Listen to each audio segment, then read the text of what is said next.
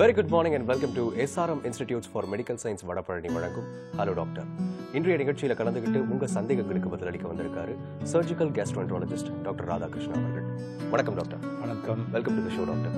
Doctor, இன்னைக்கு வந்து ஒரு ஸ்பெஷல் டே அப்படின்னு சொல்லலாம். Because we have touch 200th episode இன்னைக்கு. ஸோ இந்த 200 எபிசோடு வந்து நம்ம ஜேர்னியாக எடுத்துக்கிட்டோம் அப்படின்னு பார்த்தீங்கன்னா மெயினாக கான்ட்ரிபியூஷன் வந்து டாக்டர் சைடில் இருந்து தான் இருந்திருக்கு. So how do you feel about this moment sir?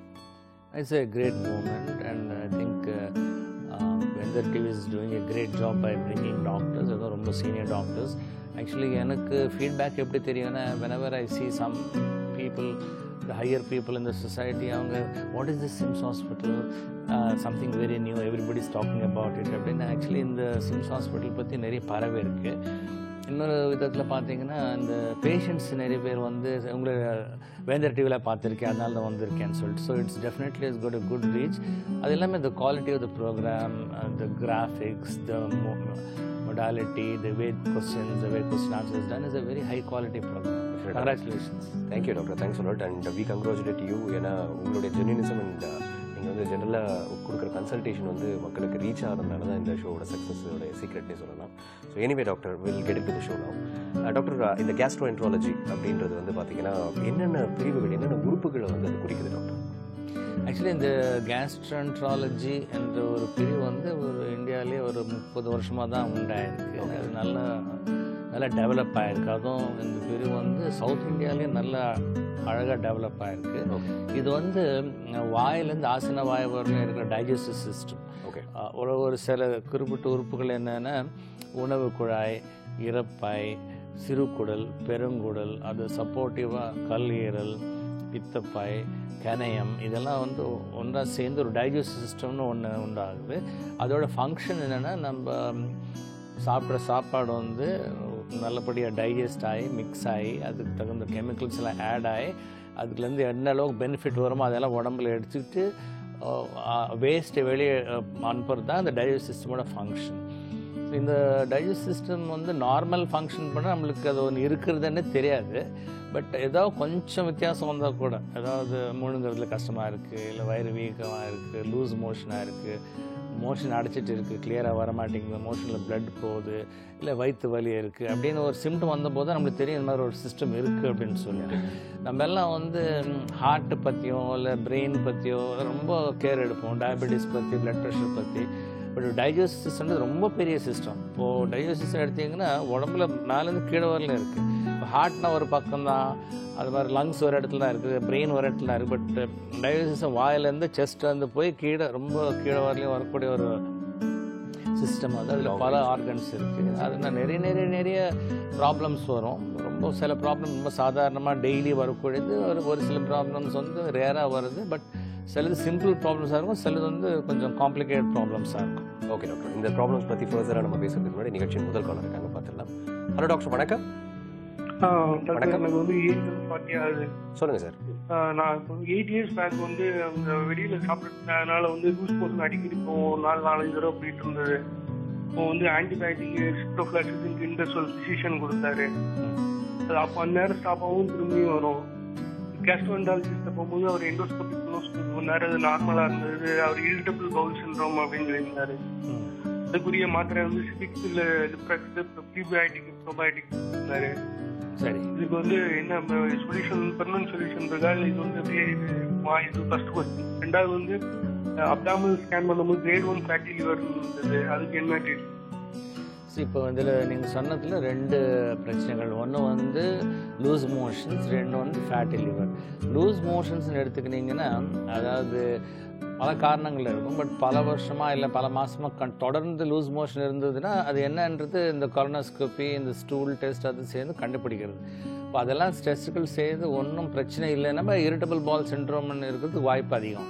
ஏன்னா யாருக்காவது இந்த மாதிரி லூஸ் மோஷன் பல வருஷமாக இருக்குன்னா இரிட்டபிள் பவுல் சிண்ட்ரோம் இருக்கிறது வாய்ப்பு இருக்குது. அது எப்படின்னா யூஸ்வலி ஸ்ட்ரெஸ்னால டென்ஷனால் வரும். ஒரு சிலருக்கு ஸ்ட்ரெஸ்லேருந்து ஹெடேக் வரும், ஒரு சிலருக்கு பாடி ஏக்ஸ் வரும். பட் ஒரு சிலருக்கு வந்து அது டைஜஸ்ட் சிஸ்டம் பாதிக்கும். அதில் என்ன ஆகும்னா, காலை ஏஞ்சி உடனே டாய்லெட் போகிறது, காஃபி குடித்த உடனே போகிறது, பிரேக்ஃபாஸ்ட் பண்ண உடனே போகிறது, ஆஃபீஸுக்கு போன உடனே போகிறது, காலையில் ஒரு 4-5 வாரத்துக்கு மோஷன் போயிட்டு இன்னும் ஃப்ரீயாக ஆகாத ஒரு சூழ்நிலைன்னா அது இரிட்டபிள் பவுல் சிண்ட்ரோம்னு சொல்லுவாங்க. யூஸ்வலி இந்த ஸ்கூல் சில்ட்ரன் வந்து எக்ஸாம் போது அடிக்கடி மோஷன் போடுறாங்க அந்த மாதிரி. இது வந்து பெரிய நோவுன்னு கிடையாது, இதுக்கு ட்ரீட்மெண்ட்டும் அவ்வளோ பெருசாக கிடையாது. அதாவது இரிட்டபிள் பவுல் சிண்ட்ரோம் தெரிஞ்ச உடனே நம்ம ஸ்ட்ரெஸ்ஸு குறைச்சிட்டு டென்ஷனை குறைச்சிட்டு மற்ற மெடிடேஷன் யோகா அந்த மாதிரி ஒரு சில முறைகள் ஃபாலோ பண்ணாக்கா இந்த சிம்டம்ஸ் தானாக குறைஞ்சிடும். கால் பண்ணதுக்கு ரொம்ப நன்றி சார். நிகழ்ச்சி நடத்த கொள்ள பார்க்கலாம் டாக்டர். ஹலோ டாக்டர், வணக்கம். ஹலோ வணக்கம். ஹலோ சார் வணக்கம், எங்கேருந்து பேசுறீங்க? சார் திருவண்ணாமலையிலேருந்து பேசுகிறேன் சார், வெங்கடேஷன். உங்கள் சந்தேகம் என்னன்னு சொல்லுங்கள் வெங்கடேஷன் டாக்டர் கிட்ட. சார் எனக்கு வந்து என்ன சார், சாப்பிட்டதுக்கு அப்புறமே பார்த்தீங்கன்னா ஒரு 10 மினிட்ஸில் அப்படியே இந்த ஏப்பம் மாதிரி வருதுங்க, புளி ஏப்பம் மாதிரி. அப்புறம் பார்த்தீங்கன்னா சில நேரம் சாப்பிட்றதுக்கு முன்னாடி ஏப்பம் வந்துக்கிட்டே இருக்குது சார். ஒரு 1 ஹவருக்கு ஒரு 3 or 4 டைம்ஸ் வரைக்கும் ஏப்பம் வந்துக்கிட்டே இருக்குது. நைட்டு பார்த்தீங்கன்னா கொஞ்சம் அதிகமாக இருக்குது, கம்மியாக சாப்பிட்டா கூட அதிகமான ஒரு குளிர்ச்சி ஏப்பம் வர மாதிரி இருக்குது. இதுக்கு again இது வந்து ரீஃப்ளக்ஸ் அப்படின்னு சொல்லுவோம். 2 காரணங்கள். ஒன்று வந்து உணவு குழாய்க்கு இறப்பைக்கு நடுவில் இருக்கிற வால்வ் கொஞ்சம் வீக்காக இருந்தாக்கா வயிற்றுலேருந்து இறப்பையிலேருந்து உணவு குழாய்க்கு ரிட்டர்ன் வரும். அந்த கேஸ் சரி இல்லை சில வாட்டி இந்த ஆம்பலம் சரி வருது. 2வது நிறைய கேஸ் ப்ரொடியூஸ் ஆகுதுன்னா ஒரு சிலருக்கு இந்த இறப்பையில் ஹெலிகோபாக்டர் பைலோரின்னு ஒரு கிருமி ஒன்று குடியிருந்தாலும் அப்படி வரும். ஸோ நம்ம அதுக்கு என்னென்ன அந்த கிருமி இருக்கான்றது ஒரு எண்டோஸ்கோப் மூலமாக டெஸ்ட் பண்ணோம். அதே நேரத்தில் எண்டோஸ்கோப்பில் இந்த உணவு குழாய்க்கும் வயிற்றுக்கு நடுவில் வால்வ் கொஞ்சம் வீக்காக இருக்குன்னு டெஸ்ட் பண்ணி பார்த்துட்டு அதுக்கு தகுந்த ட்ரீட்மெண்ட் எடுத்தாக்கா இந்த 2ம் குறையும். கால் பண்ணதுக்கு ரொம்ப நன்றி சார். நிகழ்ச்சியை தொடர்ந்து பாருங்க டாக்டர். இந்த ஃபர்ஸ்ட் காலருக்காக ஒன்று சொல்லியிருந்தீங்க, இந்த இரிட்டபிள் பவுல் சிண்ட்ரோம் அப்படின்னு சொல்லிட்டு. இது ஓவர் எக்ஸைட்மெண்ட்னாலே வரதுக்கு வாய்ப்பு இருக்கு? எக்ஸைட்மெண்ட்னா இது ஒன்ஸ் அகேன் மைண்ட் ரிலேட்டட் தானே. அதாவது ரொம்ப டென்ஷன் எக்ஸைட்மெண்ட்லேயும் வரும். இது இரிட்டபிள்னா அது வந்து யூஸ்வலி இந்த மோஷன் வந்து ஜனங்களுக்கு டெய்லி ஒரு வாட்டி தான் போகும் இப்போ காலையில். பட் அடிக்கடி போகிறது அப்படின்னாக்கா அந்த இன்டெஸ்டைன் வந்து ரொம்ப அன்ஸ்டேபிள் ஆகிட்டு அடிக்கடி மூவ் ஆகுறது. அது வந்து யூஸ்வலி ஸ்ட்ரெஸ் ரிலேட்டடாக தான் இருக்கும். ஓகே. பட் அப்படின்னு யாருக்காவது அடிக்கடி மோஷன் போகுது அப்படின்னு அது வந்து இரிட்டபிள் பவுல் சிண்ட்ரோமாக இருந்தால் இக்னோர் பண்ணக்கூடாது. Okay doctor. அதில் சில நோவுகள் இருக்குது. அதாவது இன்ஃப்ளமேட்டரி பவுல் டிசீஸ் சொல்லிட்டு குடலுக்குள்ள இன்ஃபெக்ஷன் இருந்து அல்சரேட்டிவ் கொலைட்டிஸ், க்ரோன்ஸ் டிசீஸ், ஒரு பல நோவு இருக்குது. ஒரு சிலருக்கு அமீபியாசிஸ், அமீபிக் இன்ஃபெக்ஷன்லேயே ஒரு சிலர் இன்னும் மற்ற அன்காமன் இன்ஃபெக்ஷனில் கூட அடிக்கடி இந்த மாதிரி லூஸ் மோஷன் ஆகலாம். அப்படின்னு நம்ம அது கரெக்டாக கண்டுபிடிச்சி அது ஸ்பெசிஃபிக் மெடிக்கேஷன் எடுத்தோன்னா அது கிளியர் ஆகிடும். Okay doctor. ஜென்ரலாக வந்து கேஸ்ட்ரோஎன்ட்ராலஜியில் எத்தனை டிவிஷன்ஸ் இருக்குது டாக்டர்? கேஸ்ட்ரோஎன்ட்ராலஜி பொதுவாக இப்போது எங்கள் டிவிஷன்ஸ் எடுத்திங்கன்னா gastroenterology, medical gastroenterology, surgical gastroenterology, liver transplantation எங்கள் யூனிட். அப்படி மெடிக்கல் கேஸ்ட்ரோஎன்ட்ராலஜிஸ் அவங்களோட பொறுப்பு என்னென்னா ஏதாவது டைஜஸ்டிவ் சிஸ்டம் சம்மந்தப்பட்ட ஏதாவது கம்ப்ளைண்ட் இருந்து வச்சுக்கணும். ஒரு சில குறிப்பிட்ட கம்ப்ளைண்ட்டு இந்த டிவிஷனை சார்ந்தது. அதுக்கு வந்து ஸ்பெஷலிஸ்ட் டெஸ்ட் இருக்கும், இன்வெஸ்டிகேஷன்ஸ். அதாவது உணவு குழாய் இறப்பை பார்க்கணும், எண்டோஸ்கோப்பின்னு செய்வோம். அது ரொம்ப சர்வசாதாரணம் பண்ணக்கூடியது. அது ஒரு 3-4 நிமிஷத்தில் பண்ணக்கூடியது. வயிற்றுக்குள்ளே ஒரு லைட் போட்டு ரொம்ப நுண்ணியமாக கிளியராக ஏதாவது புண்ணு இருக்கா, ஏதாவது சதை வளர்ந்து இருக்கா, ஏதாவது அடைப்பு இருக்கான்றது பார்க்குறது எண்டோஸ்கோப்பி. அது இல்லாமல் பெருங்குடல், கோலனில் நிறைய பிரச்சனை வரும். வயசாக கூட பிரச்சனைகள் அதிகம் ஆகும். பிளட் போகும், சீதம் வரும், மோஷன் கான்ஸ்டிபேஷன், மலச்சிக்கல் வரும். அவங்களுக்கு வந்து கொலனோஸ்கோப்பின்னு சொல்லிட்டு ஆசனவாய் வழியாக ஒரு டியூப் விட்டு பார்க்குறது. அது ஒரு 10-15 நிமிஷம் தான் எடுக்கும். ஓகே. அது பொதுவாக நாங்கள் மயக்கம் கொடுத்து தான் செய்வோம். அது இல்லாமல் சிறுகுடலே ஒரு பெரிய குடல். அது அங்கே தான் இந்த நம்ம சாப்பிட்ட சாப்பாடு சமைக்கிறது டைஜஸ்ட் ஆகக்கூடிய ஒரு இடம். அதில் பிரச்சனை வந்தால் கூட என்ட்ரோஸ்கோப்பின்னு சொல்லிட்டு சிறுகுடல் முழுசாக ஒரு டியூப் போட்டு பார்க்குறது. இதெல்லாம் வந்து ஒரு சில டெஸ்ட்டுகள் இருக்குது. அது இல்லாமல் கணையத்துலேயும் இல்லை பித்தப்பை, பித்த குழாய், கல்லீரலுக்கு பார்க்கக்கூடியது இஆர்சிபி, மற்றபடி ஸ்கேன்ஸ் வந்து எம்ஆர்சிபி, சிடி ஸ்கேன்ஸ் எல்லாம் இருக்குது. அதனால் எந்த ஒரு பிரச்சனை இருந்தாலும் அது கண்டுபிடிக்கிறதுக்கு ஒரு நவீன முறை இன்வெஸ்டிகேஷன்ஸ் இருக்குது. அதை பண்ணி பார்க்குறவங்க தான் கேஸ்ட்ரோஎன்ட்ராலஜிஸ்ட். அவங்க என்ன செய்வாங்கன்னா, எதாவது பிரச்சனை இருக்குன்னா இதுக்கு மருந்து தேவைப்படுமா, மருந்தில் குணமாகுமா, இல்லை ஆப்ரேஷன் தேவைப்படும்னு பார்ப்பாங்க. மருந்தில் குணமாகக்கூடிய நோவுகள் அவங்க மருந்து கொடுத்து ட்ரீட் பண்ணுவாங்க. சர்ஜிக்கலாக தேவைப்படாமல் எங்ககிட்ட அனுப்புவாங்க. அது நாங்கள் வந்து அறுவை சிகிச்சை நிபுணர். நாங்கள் வந்து உணவு குழாயில் பிரச்சனைனா அதுக்கு ஏதாவது அறுவை சிகிச்சை செய்வோம். இறப்பைக்கு செய்வோம். கல்லீரல். இப்போது கல்லீரல் மாற்றம், அதாவது உடம்புல இந்த டைஜஸ்ட் சிஸ்டத்தில் ஒரு சில உறுப்புகள் வந்து டேமேஜ் ஆகிடுச்சுன்னா அது அது ரீப்ளேஸ், அதாவது ரிப்பேர் பண்ண முடியாது. ஓகே. ஒன்று வந்து கல்லீரல், ரொம்ப இப்போ வந்து கல்லீரல் டேமேஜ் ஆகிறது வந்து ஆல்கஹால்னால ரொம்ப நடக்குது. அது இல்லாமல் நம்ம ஊரில் hepatitis B C virus 2 virus கிருமிகள்னால கூட அப்படி ஆகும். ஓகே. அப்படி ஆகும்போது லிவர் ஃபுல்லாக டேமேஜ் ஆகிட்டு வயிற்றில் தண்ணி சேர்ந்துட்டு கால் வீங்கி ரத்த வாந்தி வந்து ஒரு மாதிரி பேஷண்ட் வந்து ஒரு ரொம்ப ஹோப்லெஸ் சுச்சுவேஷனுக்கு போயிடுவாங்க. அவங்களுக்கு வந்து எந்த விதமான மருந்தும் உதவாது. அப்போ நம்ம என்ன செய்யணும்னா அந்த பாழான போன கல்லீரல் எடுத்துட்டு புது கல்லீரல் பொறுத்துவது, அது லிவர் டிரான்ஸ்பிளான்டேஷன். வரைக்கும் அது இல்லாமல் இந்த கனியம் கூட டிரான்ஸ்பிளான்டேஷன் செய்யலாம். கனியம் வந்து பொதுவாக டயபெட்டிஸ், ரொம்ப சிவியர் டயபெட்டிஸ் கனியம் டேமேஜ்னால ஆகிட்டு அதனால கிட்னி பாதிக்கும். டயபெட்டிஸ்னால தான் கிட்னி பாதிச்சு கிட்னி டிரான்ஸ்பிளான்ட், கிட்னி ஃபெயிலியர் வரல போகும். அந்த கிட்னி டிரான்ஸ்பிளான்ட் பண்ணும்போது அந்த கணையம் வந்து அதே மாதிரி தானே இருக்கும், அந்த இன்சுலின் ப்ரொடியூஸ் ஆகாது. அப்போ வந்து கணையம் கிட்னி சேர்ந்து டிரான்ஸ்பிளான்ட் பண்ணோன்னா அந்த பேஷண்ட் வந்து நல்லா நார்மலாக ஆகிறதுக்கு வாய்ப்பு இருக்குது. அது மட்டும் இல்லாமல் எங்கள் டயாலிசிஸில் சிறுகுடல் கூட டிரான்ஸ்பிளான்ட் செய்யும். இப்போ நீங்கள் யாருக்காவது சிறுகுடல் ரொம்ப சிறிதாயிடுச்சு, ரொம்ப டேமேஜ் ஆன இருக்கிறவங்களுக்கு வந்து அந்த சிறுகுடல் எடுத்து இன்னொரு சிறுகுடல் பொருத்தலாம். ஸோ இதெல்லாம் ஒரு மெடிக்கலி அட்வான்ஸ். ஆக்சுவலி சொல்ல போனாக்கா இப்போ எங்கள் அறுவை சிகிச்சை அட்வான்ஸ்மெண்ட் சொன்னீங்கன்னா 2 அட்வான்ஸ்மெண்ட் நடந்திருக்கு இந்த கேஸ்ட்ரோஎன்டராலஜியில். ஒன்று வந்து லாப்ரோஸ்கோபிக் சர்ஜரி. ஒரு 20 வருஷத்துக்கு முன்னாடி வரலாம் நாங்கள் எல்லாம் உறுப்புகளும் நாங்கள் வயிறு நல்லா கிழிச்சியோ இல்லை நெஞ்சு கிழிச்சி தான் ஆப்ரேஷன் பண்ணுறது. இப்போ அப்படி கிடையாது, நாங்கள் சின்ன சின்ன ஹோல் செய்கிறது. இது இந்த முன்னேற்றமும் இந்த அடுத்த முன்னேற்றம் டிரான்ஸ்பிளான்டேஷன் ரெண்டுமே நம்ம தமிழ்நாட்டில் ரொம்ப உச்சி லெவல், இந்தியாவிலேயே உச்சி லெவலுக்கு வந்தது நம்ம தமிழ்நாடு தான். ஓகே. லாப்ரோஸ்கோபி சர்ஜரி எடுத்தீங்கன்னா இந்தியாவில் நம்பர் 1 சொல்லலாம். அதே நேரத்தில் லிவர் டிரான்ஸ்பிளான்டேஷன் சொன்னீங்களா தமிழ்நாட்டில், இந்தியாவில் தமிழ்நாடு தான் முன்னேற்றத்தில் இருக்குது. ஓகே. இதை பற்றி நம்ம ஃபர்தராக பேசுறதுக்கு முன்னாடி ஒரு காலர் இருக்காங்க, பார்த்துட்டு வந்துடலாம் டாக்டர். ஹலோ டாக்டர், வணக்கம். சார் வணக்கம் சார். வணக்கம், எங்கிருந்து பேசுறீங்க சார்? விழுப்புரத்துலேருந்து ரவிச்சந்திரன் பேசுகிறேன் சார். உங்கள் சந்தேகம் என்னன்னு சொல்லுங்க சார் டாக்டர் கிட்ட. வேண்ட டிவிக்கு நன்றி சார். 200 நாள். நன்றி சார், நன்றி, ரொம்ப நன்றி. டாக்டர் கிட்ட கேளுங்க சார் உங்கள் சந்தேகத்தை. Hello doctor.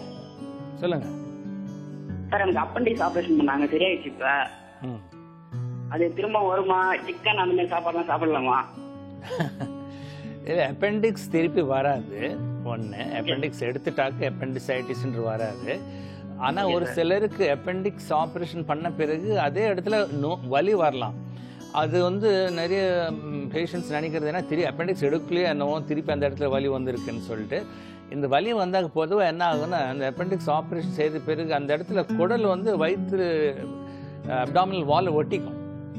சிறுகுடல் பெருங்குடல் அந்த இடத்துல ஒட்டினாக்கா அந்த மாதிரி வலி வரதுக்கு வாய்ப்பு இருக்குது. ஸோ அப்பெண்டிக்ஸ் ஆப்ரேஷன் பண்ண பிறகும் அந்த சைடு வலி வருதுனாக்கா அது திருப்பி அப்பெண்டிக்ஸ்ன்னு இருக்காது, இந்த குடல் ஒட்டுறதுனால இருக்கும். ஒரு சிலருக்கு வந்து மற்ற இந்த கிட்னியில் ஸ்டோன்ஸ் இருக்கிறதுனாலையோ இல்லை பெண்களுக்கு இந்த ஓவரியில் பிரச்சனை இருந்தாலோ டியூப்ல பிரச்சனை இருந்தாலும் கூட இந்த மாதிரி வலி வரும். சிக்கன் சாப்பிடலாமான்னு சாப்பாட்டுக்கும் அப்பெண்டிக்ஸ் சம்மந்தமே கிடையாது. நீங்கள் அப்பெண்டிக்ஸ் எடுத்து என்ன வேணாலும் சாப்பிடலாம், அதில் எதுவும் தடையே இல்லை. கால் பண்ணதுக்கு ரொம்ப நன்றி சார். நிகழ்ச்சியை தொடர்ந்து பாருங்க. அடுத்த காலர் பார்க்கலாம் டாக்டர். ஹலோ டாக்டர், வணக்கம். ஹலோ வணக்கம், எங்கிட்ட பேசுறீங்கம்மா? நாங்க மதுரையில இருந்து பேசுறோம் சார். உங்க சந்தேகம் என்னன்னு சொல்லுங்கம்மா டாக்டர் கிட்ட. என் பையனுக்கு 6 வயசு ஆகுது சார். சாப்பிட்டா அடிக்கடி டாய்லெட் போய்கிட்டே இருக்கேன் சார் எப்போதுமே. அதாவது இந்த அடிக்கடி மோஷன் போகிறது இந்த சிறு குழந்தைங்களன்னா ஒன்று வந்து சில இன்ஃபெக்ஷன்ஸ்னால வரும் சிறுகுடல். அதாவது ஒரு சிலருக்கு வந்து மோஷன் வந்து அடிக்கடி தண்ணியாக போகும், ஒரு சிலருக்கு வந்து சீதமாக போகும். ஃபஸ்ட்டு வந்து இந்த தண்ணியாக போகுதா சீதமாக போகுதான்னு பார்க்கணும். தண்ணியாக போகுதுன்னா அது வந்து சிறுகுடலில் பிரச்சனைன்னு கண்டுபிடிப்போம். ரொம்ப சீதமாக கொஞ்சமாக போகுதுன்னா அது பெருங்குடல் பிரச்சனைன்னு கண்டுபிடிப்போம். இது ரெண்டுத்துக்கு காரணம் வேறு காரணங்கள் இருக்குது. அடிக்கடி போகுது ரொம்ப நாள் நீண்ட நாள் போகுதுன்னா நீங்கள் வந்து ஒரு கேஸ்ட்ரோஎன்டராலஜிஸ்ட் அருகி அவங்க என்ன டெஸ்ட்டுகள்லாம் செய்துட்டு என்ன இன்ஃபெக்ஷன் எந்த நோவுனால இந்த பிரச்சனை வருதுன்னு கண்டுபிடிச்சி அது ட்ரீட்மெண்ட் எடுக்க வேண்டி வரும். கால் பண்ணதுக்கு ரொம்ப நன்றிம்மா. அடுத்த காலர் பார்க்கலாம் டாக்டர். ஹலோ டாக்டர், வணக்கம். ஹலோ டாக்டர், வணக்கம். ஓகே டாக்டர், காலர் இல்லைன்னு நினைக்கிறேன். டாக்டர், இந்த நம்ம வந்து என்னென்ன மாதிரியான சிம்டம்ஸ் இருந்தால் வந்து நம்ம கேஸ்ட்ரோஎன்டராலஜி டாக்டர் ஆகணும் அப்படின்னு நினைக்கிறீங்க? இப்போது ரொம்ப காமனாக பேஷண்ட்ஸ் கம்ப்ளைண்ட் பண்ணக்கூடிய சிம்டம்ஸ் வந்து நெஞ்செரிச்சு. ஓகே. அதாவது கேஸ்ட்ரோஎன்டராலஜி ப்ராப்ளம் இப்போ உணவு கூட எடுத்திங்கன்னா ஒன்று வந்து டிஸ்பேஜியா அப்படின்னு சொல்லிட்டு சாப்பிடும்போது நெஞ்சு அடைக்குது. ஓகே. முழுங்க முடியல என்ற ஒரு கம்ப்ளைண்ட் வந்து ஒரு இம்பார்ட்டண்ட் கம்ப்ளைண்ட். அதிகபட்சம் வந்து அது ஒன்றும் பெரிய சீரியஸாக இருக்காது. பட் அதே நேரத்தில் ஒரு சிலருக்கு உள்ள ஏதாவது கேன்சர் மாதிரி ஏதாவது வந்து அடிச்சுட்டு வரத்துக்கு இப்போ 50 வயசுக்கு மேற்கொண்டு திடீரென்று எப்போவுமே இல்லாத நெஞ்சு அடைக்கிறது, சாப்பிட முடியல, முழுங்க முடியலன்னா அது வந்து என்னென்ன டாக்டர் கேஸ்ட்ரோன்ட்ராலஜிஸ்ட் பார்க்க வேண்டி வரும். நெஞ்சரிச்சலும் அப்படி தான். நெஞ்சரிச்சல் வந்து யூஸ்வலி நான் சொன்ன ரிஃப்ளக்ஸ் அப்படின்னு வயிற்றுலேருந்து ஆம்பலம் நெஞ்சுக்கு ரிட்டர்ன் வந்து இந்த மாதிரி வரக்கு அது வந்து நீண்ட நாள் அப்படி இருந்ததுன்னா அதுலேருந்து உணவு குழாயில் அல்சர் மாதிரி வந்து கொஞ்சம் விபரீதமான நோய் வரத்துக்கு வாய்ப்பு இருக்குது. அது இல்லாமல் முக்கியமாக அந்த கேஸ்ட்ரோன்ட்ராலஜிஸ்ட் அணுகிறது என்னென்னா பசியே இல்லாமல் இருக்குது. ஓகே, திடீர்னு ஒருத்தர் வந்து ஒரு மாதத்தில் 5 கிலோ 6 கிலோ இல்லை 2 மாதம் 20 கிலோலாம் வெயிட் குறைஞ்சிடுவாங்க. ஓகே, டயட்டிங் அப்படின்னு இல்லாத யாராவது குறைஞ்சிட்டாங்கன்னா ஏதாவது டைஜஸ்ட் சிஸ்டத்தில் பிரச்சனை இருக்குன்னு அர்த்தம். ஒரு சில நோய்கள், அதாவது இறைப்பையில் கட்டியாக இருக்கிறது இல்லை பெருங்குடலில் கட்டியாக இருக்கிறதுக்கு வந்து வேற எந்த அறிகுறியும் இருக்காது, வெறும் வெயிட் குறைஞ்சிட்டே வருவாங்க. அது எல்லாமே இந்த ஹீமோகுளோபின் குறைஞ்சிடும், பிளட்டு குறைஞ்சிடும் உடம்புல. இது குறைஞ்சதுன்னா நம்ம வந்து அது கேஸ்ட்ரோன்ட்ராலஜிஸ்ட் அணுக வேண்டி வரும்.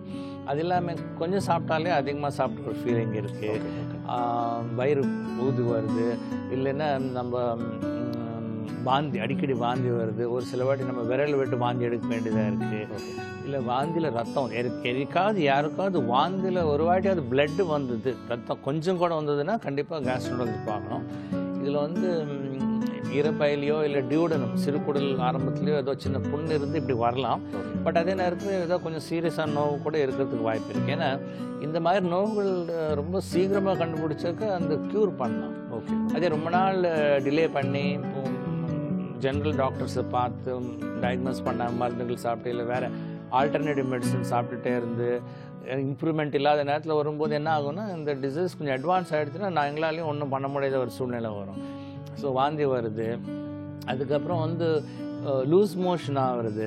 இப்போது மோஷனே ஏதாவது ரெகுலராக போகிறவங்க வந்து டெய்லி ஒன்ஸ் போகிறவங்க திடீர்னு கான்ஸ்டிபேஷன் மலச்சிக்கல் வந்து 2 நாள் வருது 3 நாள் வருது, அதாவது எப்போவுமே இல்லாத மாதிரி கொஞ்சம் வித்தியாசமாக இருக்குது அப்படின்னாக்க ஆல்டர்ட் பவல் ஹேபிட்ஸ்னுவோம். ஒரு சிலருக்கு வந்து மலச்சிக்கல் லூஸ் மோஷன் மாற்றி மாற்றி வரும். அப்புறம் ஒரு சிலருக்கு வந்து மியூக்கஸ் சீதம் மாதிரி போயிட்டு இருக்கும், ஒரு சிலருக்கு பிளட் போகும். மோஷனில் பிளட் போனது இம்பார்ட்டன்ட் சிம்டம் எகேன். ஆனால் அது அதிகபட்சம் வந்து சீரியஸ் பிரச்சனை இல்லாமல் இருக்கலாம். அது வந்து பைல்ஸாக இருக்கலாம், மூலம் ஃபிஷராக இருக்கலாம், இல்லை ஃபிஸ்லாவாக இருக்கலாம். பட் அதே நேரத்தில் பெருங்குடலுக்குள்ளே ஏதாவது சீரியஸாக நோய் இருக்கிறதுக்கு வாய்ப்பு இருக்குது. ஸோ மோஷனில் யாருக்காவது பிளட் போயிடுச்சு, ஆண்களுக்கு சரி பெண்களுக்கு சரி அப்படின்னு வந்ததுன்னா கண்டிப்பாக கேஸ்ட்ரோன்ட்ராலஜிஸ்ட் இல்லை கேஸ்ட்ரோன்ட்ராலஜி சர்ஜனை பார்க்க வேண்டி வரும். எனி டைப் ஆஃப் வயிற்று வலி. ஓகே, ஒரு சிலருக்கு வந்து வயிற்று வலி வந்து எரிச்சல் மாதிரி வரும், ஒரு சிலருக்கு கண்டினியூஸாக வலி வரும், ஒரு சிலருக்கு விட்டு விட்டு வரும், ஒரு சிலருக்கு வயிற்று வலியோடு சேர்ந்து முதுகு வலி வரும். அப்படின்னு வந்ததுன்னா அந்த கணையத்துக்கு சம்மந்தப்பட்ட பிரச்சனை இருக்கலாம். எந்த மாதிரி வயிற்று வலியும் அடிக்கடி வருதுன்னா கண்டிப்பாக அந்த கேஸ்ட்ரோன்ட்ராலஜி சம்மந்தப்பட்ட.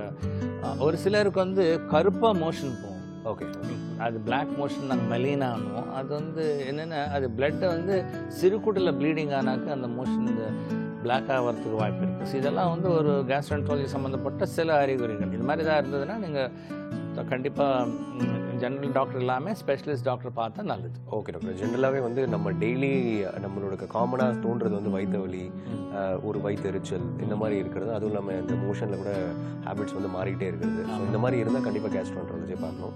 பட் இந்த மாதிரி ஏதாவது ப்ராப்ளம் இருந்ததுன்னா அதுக்கு என்னென்ன வகையான ட்ரீட்மெண்ட் இருக்கும் அப்படின்றத ஒரு சின்ன பிரேக்கு அப்புறம் டிஸ்கஸ் பண்ணுவோம் டாக்டர். சிம்ஸ் ஹாஸ்பிட்டல் வடபழனி வழங்கும் ஹலோ டாக்டர் நிகழ்ச்சியில் ஒரு சிறிய இடைவெளி.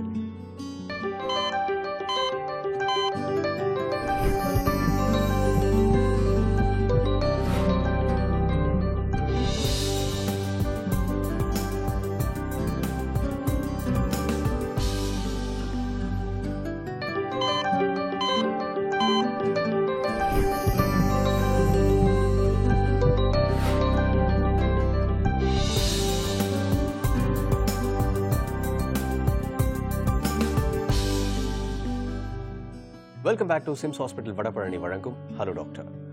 டாக்டர், இத்தனை பாகங்கள் வந்து நம்ம இந்த கேஸ்ட்ரோன்ட்ராலஜிக்குள்ள வருது.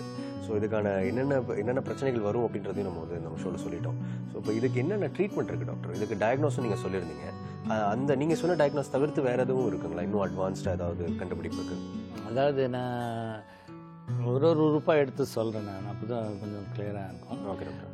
அப்போது ஃபுட் பைப், உணவு குழாய் இருக்குன்னு வச்சுக்கோங்களேன். அதில் 2-3 வகை ப்ராப்ளம்ஸாக ரொம்ப நாங்கள் சர்ஜிக்கலாக பார்க்கக்கூடியது. ஒன்று வந்து ரிஃப்ளக்ஸ், அதாவது வயிற்றுலேருந்து இறப்பையிலேருந்து உணவு குழாய்க்கு இந்த ஆசிட் வந்து அதனால் பாதிப்பு வருது.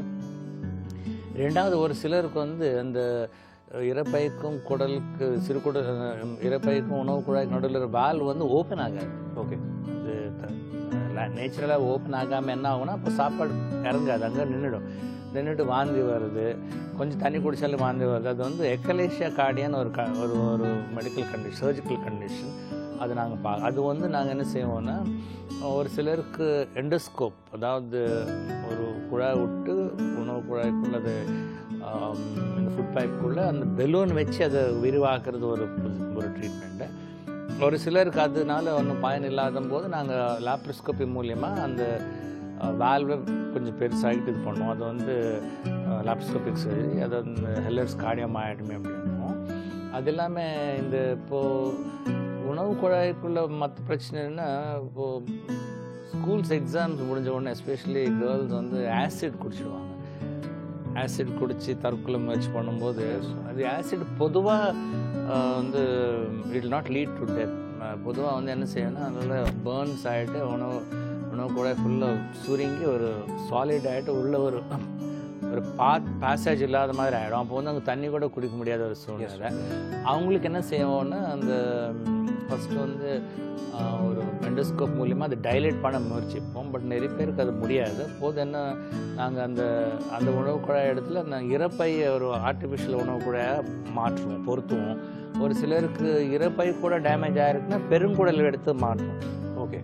இது ஒரு காமன் ஆப்ரேஷன் நாங்கள் செய்யக்கூடியது. பட் அதோட காமன் என்னென்னா, உணவு குழாயில் கேன்சர்ன்றது.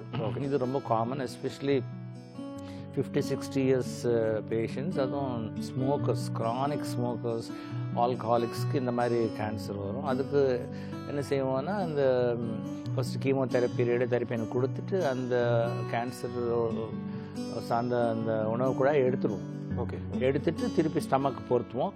இப்போது இவ்வளோ நாளாக வந்து அது வந்து இந்த செஸ்ட் ஓப்பன் பண்ணியோ இல்லை வயிற்று வழியாக போயிட்டு அது உணவு குழாய் எடுக்கிறதுன்னு இப்போ நாங்கள் என்ன செய்கிறோன்னா, நவீன முறைன்னா சின்ன சின்ன ஹோல் செய்துட்டு நெஞ்சிலேயே உள்ள டெலிஸ்கோப்பை விட்டு ஃபுல்லாக ஸ்க்ரீனில் பார்த்து சின்ன சின்ன இன்ஸ்ட்ருமெண்ட்ஸோடு அது அப்படின்னா அந்த பேஷண்ட் ரொம்ப குயிக்காக ரிகவர் ஆகிடுவாங்க. ஓகே. வலி இல்லாமல் ரொம்ப. ஸோ இதோட நவீன முறை அது வந்து உணவு குழாய்க்கு. இறப்பைக்கும் அப்படி தான். இறப்பையில் வந்து இப்போ அல்சர்ஸ் ரொம்ப குறைவாக இருக்குது. ஏன்னா இப்போது யாருக்காவது வயிற்றுச்சல் வயிற்று வலின்னா அவங்களே இந்த ஒரு டைஜீனோ இல்லை வேறு எதாவது மருந்து அவங்களே சாப்பிட்ருவாங்க. அது டாக்டர்ஸுக்கு போக வேண்டிய அவசியம் இல்லை. அதனால் அல்சர்ஸ் குறைவாக இருக்குது. பட் ஒரு சிலருக்கு வந்து அல்சர் இருந்து அதில் வந்து ப்ளீடிங் வரும், ரத்தம் வாந்தி, இந்த டியூரல் அல்சர், கேஸ்ட்ரிக் அல்சர், அந்த மாதிரி ஆட்களுக்கு வந்து எண்டோஸ்கோப் மூலிமா, அதாவது மருத்துவ ரீதியாக நாங்கள் ட்ரை பண்ணுவோம். முடியலன்னா நாங்கள் ஆப்ரேஷன் பண்ணி தான் சரிப்படுத்த வேண்டி வரும். அதே நேரத்தில் இந்த இறப்பையிலே கேன்சர்ன்றது ரொம்ப காமன், எஸ்பெஷலி சதர்ன் இந்தியாவில். நம்ம வந்து கொஞ்சம் ஸ்பைசி ஃபுட்டு, அது எல்லாமே இந்த சால்டட் ஃபுட், அதுக்கப்புறம் ஸ்மோக்ட் ஃபுட், அந்த what you call this as கருவாடு டைப்ஸ், அந்த ஃபுட்ஸ் வந்து they are not very good actually. ஏன்னா அது ரொம்ப நாளாக இதனால் ஃபங்கல் இன்ஃபெக்ஷன் அது இது இருந்து கூட அது கூட கேன்சர் வரதுக்கு வாய்ப்பு இருக்குது. ஓகே. அப்படி இருக்கும்போது நாங்கள் என்ன செய்வோம்னா, majority of the gastric cancers வந்து ட்ரீட்டபிள், அதாவது ஆப்ரேஷன் மூலயமா அந்த இறப்பை எடுத்துடும். அது பிற்காலத்தில் நாங்கள் வந்து அப்டாமன் ஓப்பன் பண்ணி செய்கிறது உண்டு. இப்போ வந்து இந்த மைக்ரோஸ்கோப் சின்ன சின்ன ஹோல் செய்துட்டே செய்கிறோம். அது ஒரு நவீன முறை. அது இல்லாமல் முக்கியமாக இப்போது எங்கள் துறையில் எடுத்திங்கன்னா கல்லீரலில் பல பிரச்சனைகள் இருக்குது. நான் ஒரு சிம்டம்ஸ் எல்லாம் அது வந்து மஞ்சக்காமாலை. ஓகே. மஞ்சக்காமாலை வந்து ரொம்ப காமன் சிம்டம், எல்லா ஃபேமிலியும் எப்போ ஒரு வாட்டி வரும். அது டாக்டர், இந்த கல்லீரல் போகிறதுக்கு முன்னாடி ஒரு காலர் இருக்காங்க, பார்த்துருக்கேன். ஹலோ டாக்டர், வணக்கம். ஹலோ டாக்டர், வணக்கம். Hello sir. வணக்கம் சார், எங்கிருந்து பேசுறீங்க? நாங்க சிதம்பரத்துலேருந்து பேசுறோம் சார். உங்க சந்தேகம் என்னன்னு சொல்லுங்க சார், டாக்டர் இருக்காரு. டாக்டர், சரி சார், சரி சொல்லுங்க சார். சார், நான் ஒரு 10 இயர்ஸா உள்ளார வயிற்றுல இருந்து கேஸ் ஃபார்ம் ஆகி ஹார்ட்ல போய் குத்திட்டே இருக்கு. சொல்லுங்க. குத்திட்டே இருக்கு, மூச்சு பிடிச்ச மாரி இருக்கு, பெயின் இருக்கு. ஒரு 1 hour 2 hours ரிலீஃப் ஆகுறதுக்கு. அதுதான் ஹார்ட் ப்ராப்ளமா இல்ல கேஸ் ப்ராப்ளமா, எல்லா டாக்டர்கிட்ட காமிச்சிட்டு ஒண்ணு இல்ல நார்மல் அப்படிங்கிறாங்க. ஆனா வந்து அது போய் ஒரு சாப்பிட்ட பிறகு எப்பவும் வருது இல்லை, எப்ப பார்த்தாலும் அந்த ப்ராப்ளம் இதுல இருக்கு சார். அதை போய் அப்படியே ஹார்ட்ல போய் மூச்சு பிடிச்ச மாரி சுறுசுறு ஒரு 10 நிமிஷம் வந்துட்டு அப்படியே குத்திட்டு ஒரு மணி நேரம் 1.5 மணி நேரம் அப்படியே இருக்கு. ஆனா ரிலீஃப் ஆக மாட்டேங்குது. அந்த கொஞ்சம் சொல்லுங்க. எல்லாம் கார்டியாலஜிஸ்ட் காமிச்சிட்டேன், கேஸ்ட்ராலஜி டாக்டர் காமிச்சிட்டேன், ஒன்றும் ப்ராப்ளம் இல்லை, டேப்லெட் கொடுக்க மருந்து கொடுக்குறாங்க சார். ஆனா கியூர் ஆக மாட்டேங்குது, அப்படியே இருக்கு. இது வரைக்கும் ஒண்ணுமே கியூர் ஆக மாட்டேங்குது சார். அது என்ன சார் ப்ராப்ளம்? இப்போ வந்து இது நிறைய பேருக்கு நெஞ்சில் எரிச்சல், நெஞ்சு வலி எல்லாம் ஹார்ட்டு சம்மந்தப்பட்டதுதான் பயப்படுவாங்க. எல்லாம் நெஞ்செரிச்சல், நெஞ்சு வலி பேஷண்ட்ஸ் எல்லாம் பொதுவாக ஒரு ஹார்ட் டாக்டரை பார்த்துட்டு ஒரு இசிஜி எடுத்துட்டு அவர் ஒன்றும் இல்லைன்னு சொன்னால் இன்னொரு ஹார்ட் டாக்டரை பார்த்துட்டு அப்படி பண்ணிட்டே இருப்பாங்க. அவங்களுக்கு என்னென்னா ஏதோ ஹார்ட் என்ன ஆயிடுச்சுன்னு, அதாவது வயிற்றுலேருந்து கேஸ் வந்து ஹார்ட்டுக்குள்ளே போகிறதுக்கு வாய்ப்பு கிடையாது. ஏன்னா வயிறு உணவு குழாய் தனி, ஹார்ட் தனி, அதுக்கு கேஸ் போகிறதுக்கு கனெக்ஷன் கிடையாது.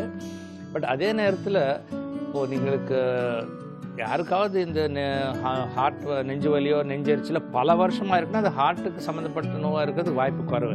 ஹார்ட்டுக்கு சம்மந்தப்பட்ட நோவு என்னன்னாக்கா எக்ஸர்ஷன், அதாவது ஏதோ வாக்கிங் பண்ணாலோ ஏதோ ரன்னிங் பண்ணாலோ ஏதோ வெயிட் தூக்கினாலோ ஏதோ கஷ்டப்பட்டு வர வலி தான் நெஞ்சுக்கு சம்மந்தப்பட்ட வலி. ஹார்ட் டாக்டர்ஸ் ஒன்றும் இல்லைன்னு சொன்னாங்கன்னா அது கண்டிப்பாக இந்த கேஸ் சம்மந்தப்பட்டது தான்.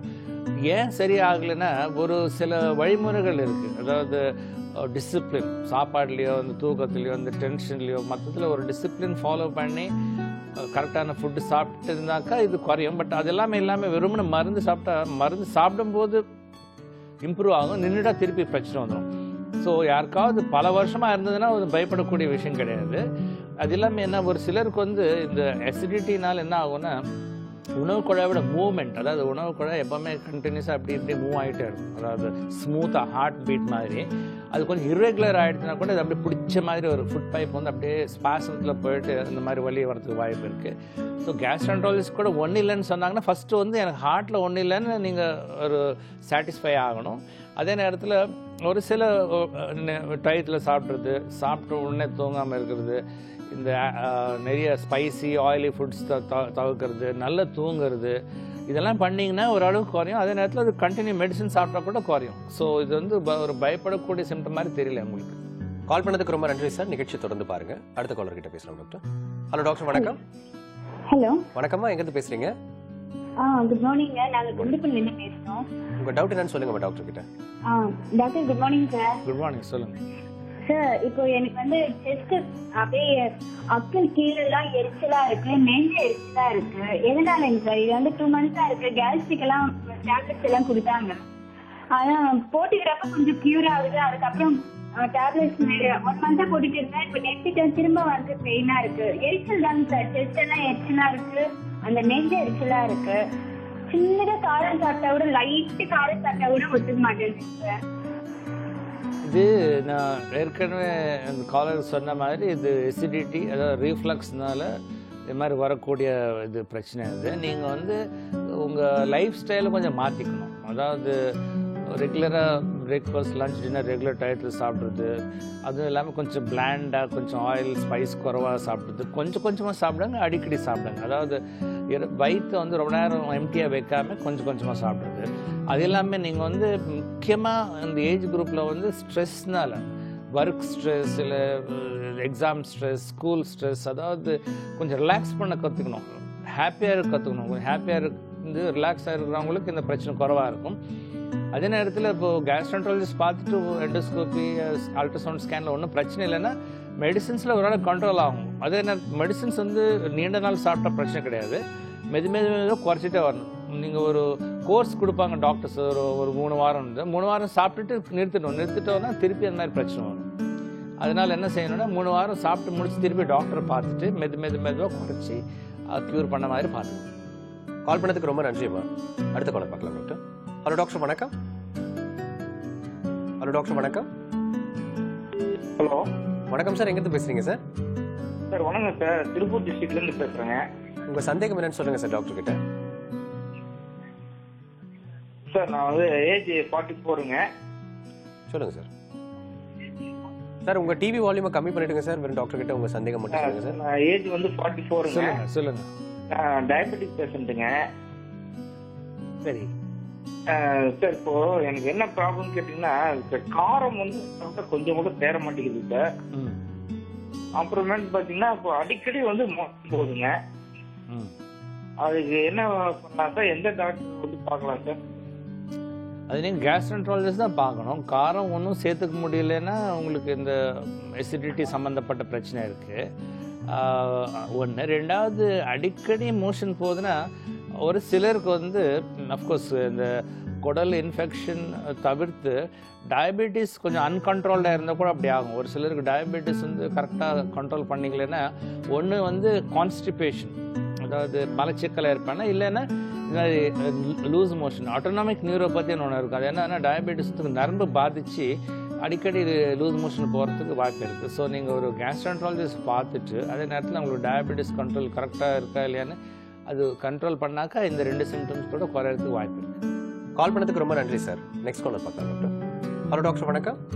ஹலோ, வணக்கம்மா, எங்கேருந்து பேசுறீங்க? நான் பெருங்குடியில இருந்து பேசுறேங்க. உங்க சந்தேகம் என்னன்னு சொல்லுங்கம்மா டாக்டர் கிட்ட. சொல்றேன் சார். சொல்லுங்க. ஹலோ ஹலோ, சொல்லுங்க. Good morning sir. Good morning, சொல்லுங்க. எங்க சிஸ்டருக்கு வந்து ஒரு 1.5 மாசமா வந்து வயிற்று வலி இருக்கு. வயிற்று வலி வந்த உடனே அப்படி வாமிட் எடுத்துறாங்க.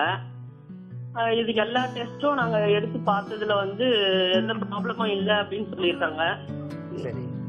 ஆனா அவங்களுக்கு தொடர்ந்து அந்த வயிற்று வலி இருக்கு. எந்த ஆகாரம் போனாலும் ஒரு 1/2 hour கழிச்சோ இல்ல ஒரு 1/4 hour கழிச்சோ உடனே எல்லாமே வெளியில வந்துருது. அது எண்டோஸ்கோப்பியும் போட்டு பார்த்தாங்க, ஒன்னும் இல்லைன்னு சொல்லிட்டாங்க. அப்புறம் எல்லா ஸ்கேன் ரிப்போர்ட்ஸும் கிட்னி எல்லாம் ஃபுல் ஸ்கேன் பண்ணோம். அப்படி பண்ணியும் எதுவும் இல்லைன்னு சொன்னாங்க. ஆனா வந்து ஒரு இடத்துல குடல் வழியா ஒரு கடியா இருக்க மாதிரி இருக்குன்னு சொன்னாங்க. அதையும் வந்து சதை எடுத்து கேன்சரா இருக்குமோன்னு சொல்லி டெஸ்ட்டுக்கு அனுப்பணும். அதுவும் இல்லைன்னு சொல்லிட்டு வந்துருச்சு. ஆனா இருந்தாலும் அந்த வயிறு வலிக்குது, அந்த வாமிட் அப்படியே வெளியில வந்துருது. ஒரு நேரத்தில் அந்த வயிறு வலிக்கு ஒரு 2-3 டைம் லூஸ் மோஷனும் போயிடுறாங்க.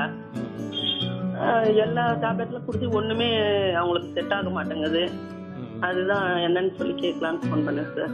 அதாவது அடிக்கடி வாமிட்டிங் வருது, அப்புறம் வயிறில் இந்த இடத்துல ஒரு இடத்துல வீங்க இருக்குது, சதப்பரிசு நார்மலாக இருக்குன்னா அது வந்து நாங்கள் திருப்பி பார்க்க வேண்டிய. இப்போது ஒரு சில பேஷண்ட்ஸ் வந்து இந்த குரூப் பேஷண்ட்ஸ் வந்து எல்லா டாக்டர் பார்த்து ஒன்றுமே இல்லை அப்படின்னு அவங்களே நாங்கள் ஒரு சில வாட்டி பார்த்து புதுசாக நாங்கள் கண்டுபிடிக்கிறது உண்டு. ஏன்னா இதுக்கு வந்து இது மாதிரி நீங்கள் எல்லா டாக்டர்ஸ் பார்த்து மெடிசின்ஸ் சாப்பிட்டு இம்ப்ரூவ் ஆகலைன்னா நாங்கள் ரொம்ப க்ளோஸாக திருப்பி எல்லாம் பழைய ரிப்போர்ட்ஸ் எல்லாம் பார்த்து தேவையாக இருந்தால் நாங்கள் திருப்பி ரிப்போர்ட் பண்ணி ஆக்சுவலி நாங்கள் என்ன செய்வோம்னா இப்போ ஜஸ்ட் ஒரு மாடர்ன் மெத்தட்ஸ் ஃபாலோ பண்ணி கண்டிப்பாக எப்படியாவது ஒரு டயக்னோசிஸ் வந்து நாங்கள் கண்டுபிடிச்சி அதுக்கு ட்ரீட் பண்ணுவோம். கால் பண்ணதுக்கு ரொம்ப நன்றி அம்மா. அடுத்த காலர் பார்க்கலாம் டாக்டர். ஹலோ டாக்டர், வணக்கம். ஹலோ, வணக்கம், எங்கேருந்து பேசுறீங்கம்மா? வணக்கம், கோயம்புத்தூர்ல இருந்து பேசுறேன் சார். உங்க சந்தேகம் என்னன்னு சொல்லுங்கம்மா. ஹலோ, நான் கோயம்புத்தூர்ல இருந்து பேசுறேன். சொல்லுங்கம்மா, உங்க சந்தேகம் என்னன்னு சொல்லுங்க. சார், எங்க வீட்டுல அவரு என்ன பண்றாருன்னா சாப்பிட்டதுக்கு அப்புறம் நெஞ்சு ஒரு மாதிரி இருக்குன்னு சொல்லிட்டு அடிக்கடி கூல் ட்ரிங்க்ஸ் குடிக்கிறாருங்க. ஏதோ ஒரு கூல் ட்ரிங்க்ஸ் எடுத்து. ஹலோ, கேக்குதுங்களா? சொல்லுங்கம்மா, கேக்குதுங்கம்மா, சொல்லுங்க. கூல் ட்ரிங்க் அது நல்லதா என்ன? அடிக்கடி இந்த எடுத்து குடிக்கிறதுனால அப்புறம் கொஞ்சம் ரிலீஃப் ஆகுதா அப்படின்னு தெரிஞ்சுக்கிறாரு. அப்புறம் கேட்டீங்கன்னா சாப்பிட்டதுக்கு அப்புறம் என்ன செய்யறாருன்னா நெஞ்சு வலிக்குது அப்படிங்கிறாரு. அப்புறம் வந்து அது நெஞ்சு வலியா இல்ல கேஸ் அடைச்சிக்குதா அப்படிங்கிறது கொஞ்ச நேரம் கழிச்சு ரிலீஃப் ஆயிடுறாரு. ஸோ இது நல்லதான் கேட்டதான்னு தெரியல, என்னன்னு தெரியாம தான் கேட்குறேன். அதாவது ஃபர்ஸ்ட் வந்து சாப்பிட்டு கூல் ட்ரிங்க் குடிக்கிறது நல்ல பழக்கம் கிடையாது. ஒரு சிலர் வந்து எல்லாம் சாப்பிட்ட உடனே சோடா குடித்தா நல்லா டைஜஸ்ட் ஆகுன்றது அது தவறான எண்ணம். இதெல்லாம் பொதுவாக வந்து இது வந்து கார்பனேட்டட் ட்ரிங்க்ஸ், அதாவது வாட்டருக்குள்ளே கார்பன் டை ஆக்சைடு மிக்ஸ் பண்ணி அனுப்புறது. அது வந்து டேஸ்ட்டோ இல்லை வயிற்று கொஞ்சம் வீங்கி கொஞ்சம் பெல்ச்சிங் ஏப்பம் வர்றதுக்கு உதவும். பட் அது வந்து கண்டிப்பாக சரியான முறை கிடையாது ட்ரிங்க்ஸ், கூல் ட்ரிங்க்ஸ் கொடுக்கறது. ரெண்டாவது, இந்த மாதிரி சாப்பிட்ட உடனே தான் இந்த வயிற்று வலி, நெஞ்சு வலி, நெஞ்செரிச்சல் வருது, அதுக்கப்புறம் கொஞ்சம் நேரத்தில் செட்டில் ஆகுதுன்னா அது கொஞ்சம் கேஸ்ட்ரிக் சம்மந்தப்பட்டதாக இருக்கும். ஆனால் ஹார்ட்டுக்கு சம்மந்தப்பட்டது வந்து சாப்பிட்ட உடனே வராது. அது வந்து வேறு ஏதாவது வாக்கிங்கோ இல்லை ரன்னிங்கோ இல்லை ஏதாவது ரொம்ப டிஃபிகல்ட் ஜாப்ஸ் பண்ணும்போது எக்ஸர்ஷனும் போது தான் வருது நெஞ்சு வலி. சாப்பிட்ட உடனே வருது பொதுவாக உணவு குழாய், ஸ்டமக் சம்மந்தப்பட்டது. இதுக்கு என்னென்னா கண்டிப்பாக ஒரு கேஸ்ட்ரோன்ட்ராலஜிஸ்ட் பார்த்துட்டு தேவைன்னா ஒரு எண்டோஸ்கோபி இல்லை அல்ட்ராசவுண்ட் ஸ்கேன் பண்ணிக்கிட்டு ஒன்றும் பிரச்சனை இல்லைன்னா அதுக்கு தகுந்த மாதிரி மெடிசின்ஸ் யூஸ் பண்ணணும். அதே நேரத்தில் இந்த சோடாவோ இல்லை கூல் ட்ரிங்க்ஸோ குடிக்கிறது தவறு. கால் பண்ணதுக்கு ரொம்ப நன்றிப்பா. நெக்ஸ்ட் காலை பார்க்கலாம் டாக்டர். ஹலோ டாக்டர், வணக்கம். வணக்கம், எங்கிருந்து பேசுறீங்க? குட் மார்னிங், எங்கிருந்து பேசுறீங்கம்மா? நாங்க பாரதி கோயம்புத்தூர்ல இருந்து பேசுறேன். உங்க டவுட் என்னன்னு கேளுங்க பாரதி டாக்டர் கிட்ட. Good morning doctor. Good morning, சொல்லுங்க. எங்க அப்பா வந்து ப்ராப்ளம் இருக்கு. அதுக்கப்புறம் கிட்னில வந்து இப்ப ஏதோ ஒரு கட்டி இருக்கு அப்படின்ற மாதிரி டயக்னைஸ் பண்ணிருக்காங்க. ஆனா வயிறு ஸ்வெல்லிங்கும் இருக்குது, சாப்பிட்டா வலிக்குதுன்றாங்க. இப்போ ஒரு 2-3 டேஸா கண்டினியூஸா பெயின் இருந்துட்டே இருக்கு அப்படின்றாங்க.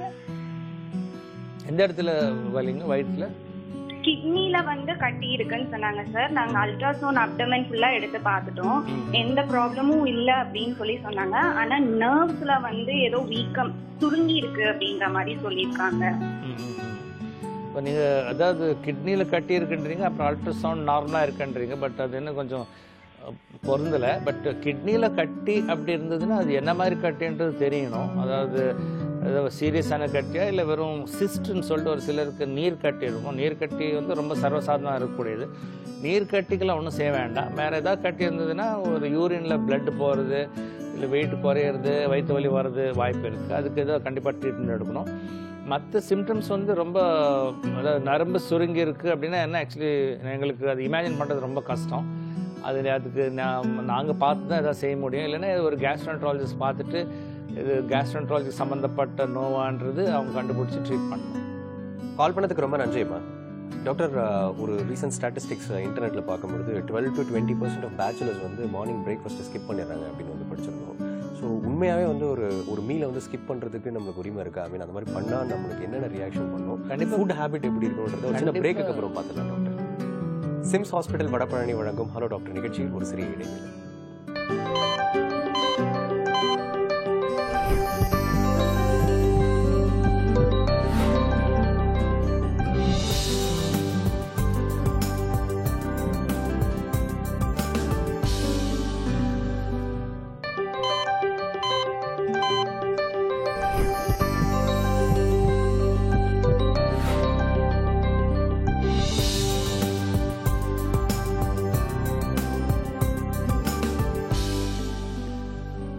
Welcome back to SIMS hospital Vadapalani வழங்கும் ஹலோ டாக்டர். டாக்டர், இந்த ஃபுட் ஹேபிட் பற்றி கேட்டிருந்தேன் டாக்டர். அன்ஃபார்ச்சுனேட்லி இந்த ஃபுட் ஹேபிட்ஸ் வந்து நம்ம நாட்டில் நிறைய பாதிச்சிருக்கு. ஏன்னா நான் பர்சனலாக பார்த்து தான் சொல்கிறேன் இது. ஏன்னா சில்ட்ரன் ஹேவிங் பிரேக்ஃபாஸ்ட்ன்றது ரொம்ப குறவாயிடுது. ஏன்னா அவங்க வந்து கரெக்டாக ஒரு 5 minutes 10 minutes ஸ்கூலுக்கு ஆரம்பிக்கிறதுக்கு இல்லை பஸ் வரதுக்கு முன்னாடி தான் எந்திரிக்கிறாங்க. அர்ஜென்ட்டாக குதிச்சுட்டு சாப்பாடுன்றது கொஞ்சம் நேரம் 1/2 hour டைம் இருந்து உட்காந்து சாப்பிட வேண்டியது. அதே நேரத்தில் எல்லாம் வந்து ஃபேமிலி ஒரு டேபிளில் உட்காந்து பிரேக்ஃபாஸ்ட் கூட அது கிடையவே கிடையாது. நிறைய வாட்டி ஃபேமிலி ஒன்றா உட்காந்து சாப்பாடு சாப்பிட்றதே கிடையாது. ஃபாஸ்ட்டாக போகிறதுல நம்ம என்ன செய்வோம்னா ஏதோ கொஞ்சம் இந்த ஃபாஸ்ட் ஃபுட்டை எடுத்து வச்சு சாப்பிட்றது உண்டு. Same with school students, college students எல்லாம். இப்போது ஈவன் ஆஃபீஸ் கோயிங் பீப்புள் கூட, எஸ்பெஷலி ஐடி பீப்புள் வந்து அந்த ஒரு பிரேக்ஃபாஸ்ட் நம்ம ட்ரெடிஷ்னல் இந்தியன் பிரேக்ஃபாஸ்ட் சாப்பிட்டது ரொம்ப குறைவு. ஏன்னா ட்ரெடிஷ்னல் இந்தியன் பிரேக்ஃபாஸ்ட் சமைக்கிறது ரொம்ப குறைவு. ஏன்னா சமைக்கிறதுக்கு ஆள் இல்லை. இப்போல்லாம் வந்து எங்கள் மதர் பார்த்தீங்கன்னா அவங்களுக்கு தான் வேலை. நல்லா அதுக்கு ஒரு நாள் முன்னாடி பிளான் பண்ணிடுவாங்க, இந்த மாதிரி பிரேக்ஃபாஸ்ட், இந்த மாதிரி லஞ்ச், இந்த மாதிரி பண்ணுறது. இப்போ அந்த மாதிரி யாரும் வீட்டில் இல்லையே. So there is no lady to cook and prepare. So எல்லாமே ட்ரெடிஷ்னல் ஃபுட்டே கிடையாது. ஸோ வி குவைட் ஆஃபன் வந்து ஹாஸ்பிட்டல் கேன்டீன் இல்லை இந்த ஆஃபீஸ் கேன்டீன் அந்த மாதிரி சாப்பிட்றோம். அது என்ன வச்சு சமைக்கிறாங்களோ, என்ன ஆயிலோ, என்ன இன்க்ரீடியன்ட்ஸோ, அது எவ்வளோ ஸ்டெரிலிட்டியோ எவ்வளோ குவாலிட்டியோ நம்மளுக்கு தெரியாது. ஸோ பிரேக்ஃபாஸ்ட் சாப்பிடாது ரொம்ப பெரிய குற்றம். ஓகே, கண்டிப்பாக everybody should have a good breakfast. Lunch skip பண்ணுறாங்களோ டின்னர் ஸ்கிப் பண்ணுறாங்களோ விஷயம் வேறு. பிகாஸ் ஏன் பிரேக்ஃபாஸ்ட் முக்கியமாக சாப்பிடணுன்னா, நைட்டு ஒரு 10 மணிலேருந்து அடுத்த நாள் காலையில் 7 மணி வரைக்கும் எம்டி ஸ்டமக்காக தான் இருக்கும். நம்ம நைட் வந்து ஒரு 10-12 மணி நேரம் எம்டி ஸ்டமக்காக இருந்தால் அந்த ஆசிட்டுக்கு நியூட்ரலைஸ் பண்ணுறதுக்கு ஒரு ஃபுட்டும் போகாது. பட் அதே நேரத்தில் அப்படியே கண்டினியூ ஆகிட்டோன்னா we can't concentrate on our work. படிப்பு கான்சென்ட்ரேட் பண்ண முடியாது, வேலை கான்சென்ட்ரேட் பண்ண முடியாது. ஸோ அதனால் பிரேக்ஃபாஸ்ட்ன்றது நம்ம டைம் இல்லைன்ற ஒரு சூழ்நிலை இருந்ததுன்னா 1/2 hour முன்னாடி எழுந்திரிக்கிறது, இல்லை ஒரு 1 hour முன்னாடி எழுந்திரிக்கிறது. இப்போ வீட்டில் நம்மளுக்கு பிரேக்ஃபாஸ்ட் பண்ணுறதுக்கு ஆள் இல்லைன்னு நம்மளே பண்ணிக்கிறது. ஒரு ஹெல்தி பிரேக்ஃபாஸ்ட் பண்ணல. அதே நேரத்தில் லஞ்ச் கூட டயத்தில் சாப்பிடணும். லஞ்ச் வந்து நிறைய ஒன்று சாப்பிட வேணாம், கொஞ்சமாக சாப்பிடணும், பட் கண்டிப்பாக சாப்பிடணும். ஓகே, அது அந்த ஸ்கிப் பண்ணிவிட்டு நிறைய ஒர்க்கர்ஸ், நிறைய ஆஃபீஸ் கோயிங் பீப்புள் வந்து இல்லை நிறைய ஒர்க், ஃபைல் ஒர்க், அந்த ஒர்க் இந்த ஒர்க்குன்னு சொல்லிட்டு 2 o'clock சாப்பிட 3 o'clock 4 o'clock 5 o'clock கூட லஞ்ச் பண்ணுறவங்க இருக்காங்க. அப்படி பண்ணாக்க ஒரு மாதம் 2 மாதம் தாங்க முடியும். அதுக்கப்புறம் இந்த வயிற்று எரிச்சல், வயிற்று வலி அப்படின்னா அது கொஞ்சம் என்ஜாயாக பண்ண முடியாது. மெஜாரிட்டி பீப்புள் நான் நினைக்கிறேன் டின்னர் மட்டும்தான் ஓரளவுக்கு உருப்படியாக சாப்பிட்றாங்கன்னு நினைக்கிறேன். அதுவும் ஹெவியாக சாப்பிட்றோம், அது ரொம்ப ஹெவியாக சாப்பிட்றோம். அது டின்னர் கண்டிப்பாக actually dinner you should eat like a miser. ரொம்ப குறைவாக சாப்பிடணும். ஏன்னா டின்னர் சாப்பிட்டு படுத்து தூங்கும்போது அந்த வயிறு மூமெண்ட்டு ரொம்ப குறைவாக இருக்கிறதுனால அந்த டைஜஷன் பிரச்சனை வரும். டின்னருக்கு பிரேக்ஃபாஸ்ட் ரொம்ப அதிகமாக சாப்பிட்டோம், அதுக்கு அளவு அடுத்த அளவு லஞ்சு, டின்னர் வந்து ரொம்ப குறைவாக சாப்பிட்டோம். அதை லைட்டாக சாப்பிட்டு தூங்குறது தான் நல்லது. இது ஃபாலோ பண்ணோன்னா அதிகம் இப்போது பேஷண்ட்ஸ் எல்லாம் கம்ப்ளைண்ட் பண்ண நெஞ்சரிச்சல், அது ஏப்பம் அதெல்லாம் வராமல் இருக்கிறதுக்கு வாய்ப்பு இருக்குது. ஓகே டாக்டர், ஃபர்தராக நம்ம காலரை பார்ப்போம் டாக்டர். ஹலோ டாக்டர், வணக்கம். Good morning sir. Good morning. எங்கேருந்து பேசுகிறீங்கம்மா? வடபழனிலேருந்து பவானி பேசுகிறேன் சார். உங்கள் சந்தேகம் என்னன்னு கேளுங்க பவானி டாக்டர் கிட்ட. Okay sir. கேளுங்க sir good morning sir. Good morning, சொல்லுங்கள். வயிறு கொஞ்சம் வீக்கமா இருக்கு சார், ரைட் சைடு. போய் ஸ்கேன் பண்ணிலாம் பார்த்துட்டேன், சரியா ஏப்பம் வர மாட்டேங்குது. சாப்பிட்டோம்னா கொஞ்சம் மூச்சு வாங்குது. எல்லாம் சிசரிங் சார், 2 பசங்களுக்கு. அதனால எந்த இடுப்பு ரொம்ப வலிக்குது, வீடு பெருக்க முடியல சார். அதாவது நீங்கள் சிம்டம்ஸ் எல்லாம் ரொம்ப டிஃப்யூஸாக இருக்கும், ஃபோக்கஸ்டாக இல்லை. வீடு பெருக்க முடியல, மூச்சு வாங்குது அப்படின்னா அது வந்து அந்த டைஜஸ்டிவ் சிஸ்டம் சம்மந்தப்பட்ட விஷயமா இருந்தது. நீங்கள் என்ன வெயிட் ஏதாவது கொஞ்சம் அதிகமாக கூடுதலாக இருக்கீங்களா எப்படி? இல்லை சார், 64 கிலோ இருக்கேன் சார். நீங்கள் அதாவது ஃபஸ்ட்டு ஒரு ஜென்ரல் ஃபிசிஷியனை பார்க்கணும். எதனால் உங்களுக்கு மூச்சு வாங்குது, எதனால் நீங்கள் வீட்டு வேலை பண்ண முடியல, உங்களுக்கு ஏதாவது ஹீமோகுளோபின் குறைவாக இருக்கா, இல்லை தைராய்டு பிரச்சனை இருக்கா, ஹைப்போ தைராய்டு எதாவது இருக்கா அப்படின்னு அது கண்டுபிடிச்சி அதுக்கப்புறம் தான் இதுக்கு ஸ்பெஷலிஸ்ட் தேவைப்பட்ட கேஸ்ட்ரோஎன்ட்ராலஜிஸ்ட் பார்க்க வேணும். பொதுவாக நீங்கள் ஒரு நல்ல ஜென்ரல் ஃபிசிஷியனை பார்த்தா நல்லது. கால் பண்ணதுக்கு ரொம்ப நன்றிம்மா. நெக்ஸ்ட் ஒன்று பார்க்கலாம் டாக்டர். ஹலோ டாக்டர், வணக்கம். ஹலோ டாக்டர், வணக்கம். வணக்கம், எங்கிருந்து பேசுறீங்க? ஹலோ சார், நாங்க மதுரை இதுல இருந்து பேசுறோங்க சார். சொல்லுங்கம்மா, உங்க சந்தேகம் என்னன்னு சொல்லுங்க. உங்க டிவி வால்யூம் கம்மி பண்ணிடுங்கம்மா. டாக்டர் கிட்ட உங்க சந்தேகம் என்னன்னு சொல்லுங்கம்மா. Hello sir. வணக்கம் சார், வணக்கம். உங்க டவுட் என்னன்னு சொல்லுங்க சார். சார் இப்போ சாப்பிட்ட உடனே லெட்ரின் போகிற மாதிரி இருக்கு சார், என்ன சார் ப்ராப்ளம்? அதான் சாப்பிட்ட உடனே லெட்ரின் போகிறது வந்து அது காலையில் மட்டும் இருக்கா இல்லை மதியம் நைட் கூட இருக்குங்களா? காலையில் மதியானம் 2 டைமுக்கு. அதான் மறுபடியும் போயிட்டு முன்னாடி மறுபடியும் போகிற மாதிரி அந்த ஃபீலிங் இருக்குது. அதான் நாங்கள் முதல்ல இந்த ப்ரோக்ராம் ஆரம்பத்திலே இரிட்டபிள் பால் சிண்ட்ரோம்னு ஒரு நோவை பற்றி பேசிட்டு இருக்கோம். அது வந்து பொதுவாக இந்த டென்ஷன் ஸ்ட்ரெஸ்னால், அதாவது ரொம்ப கவலைனாலேயே இல்லை ரொம்ப ஆங்ஸைட்டினால் வரும்.